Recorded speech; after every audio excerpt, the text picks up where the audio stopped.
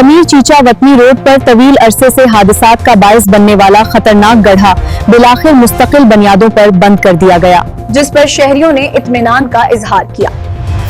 मजीद तफसीलात सैयद हसनैन नकवी की इस रिपोर्ट में।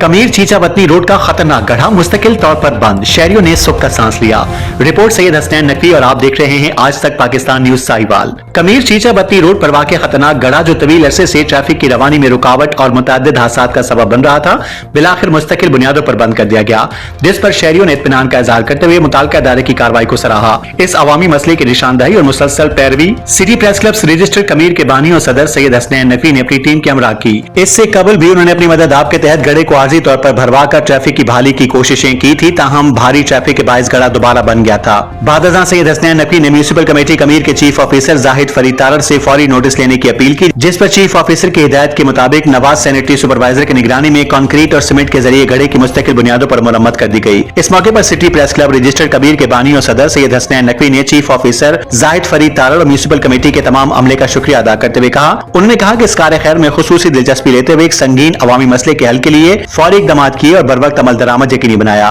जिसके नतीजे में शहरियों को एक देरीना परेशानी से निजात मिली। इलाका मकीनों ने भी म्युनिसिपल कमेटी की इस बरवक्त कार्रवाई को खुश आइन करार देते हुए उम्मीद जाहिर की कि आइंदा भी शहरी मसाइल के हल के लिए इसी जज्बे, जिम्मेदारी और अवामी खिदमत के साथ इक़दामात जारी रखे जाएंगे।